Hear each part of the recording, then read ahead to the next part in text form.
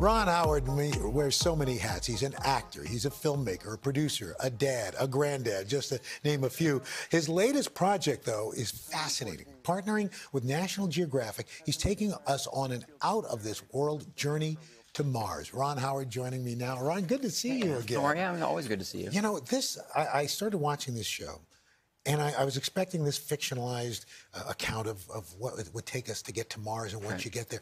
But it's really a hybrid. It's a documentary and this fictionalized show. Tell me about this. Well, it's very experimental, and you know, this is season 2, so it's an experiment that worked and continues to work. I think we're even stronger and more exciting and more dramatic in season 2 than we were in season 1.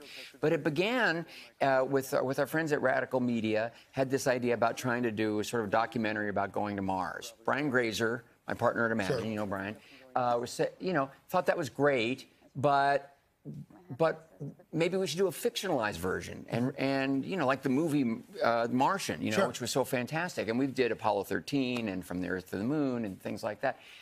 But that was interesting and exciting, and we started doing the research, and we realized, wait a minute, let's combine this. Look at all these experts we're talking to; they're fascinating people. And Neil deGrasse Tyson. Musk. It's amazing, you know. And Steve Petranik's book, How We'll Live on Mars, is fascinating, and he's also one of the people that we interviewed. But, you know, you've seen the show. It's not just interviews. We also go cover the stories, because the fact is there's so much that is known and being explored and experimented with now in terms of how this would work and what it would lead to, that we thought, well, those are actually visual cinematic stories too.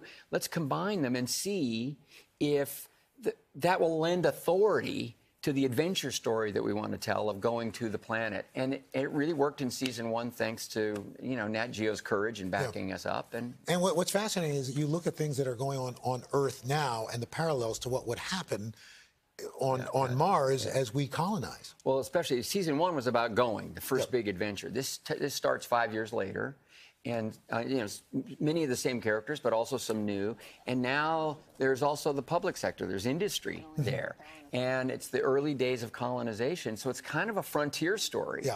Still backed up by, you know, the research and the experts and their exploration. We did a lot of shooting in the Arctic, because, of course, that's kind of a frontier that's being explored right now, both scientifically and in terms of industry and oil and politically.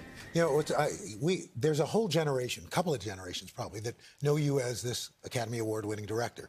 Those of us who are old enough remember you as Opie, and we watched you grow up. By the way, the Andy Griffith Show has never been off the air since 1960.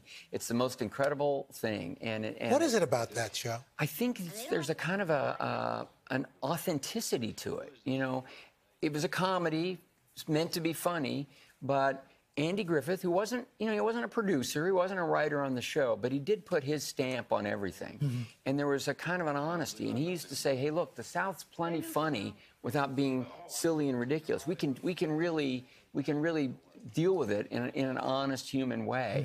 He always said, we were making that show in the 60s. He said, this is really the South of my childhood that we're reenacting. But you know, it's like any work of art, whether it's a half-hour sitcom or an event series or a movie, if the themes really resonate with the people who are telling the story, we in the audience are going to feel it. And I think that was the case with the Andy Griffith Show. We hear you as a narrator on Arrested Development. Are we ever going to see you back in front of the camera? Oh, I love directing, Al. You know, it'd be fun to do some acting again. But it's just not a priority. And one of these days, if I get a chance, you know, I'd have to practice up. It's been a while.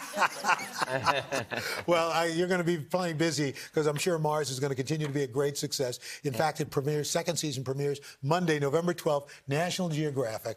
It's always good to see you. Yeah, great to see you. Thanks so much. Thank you.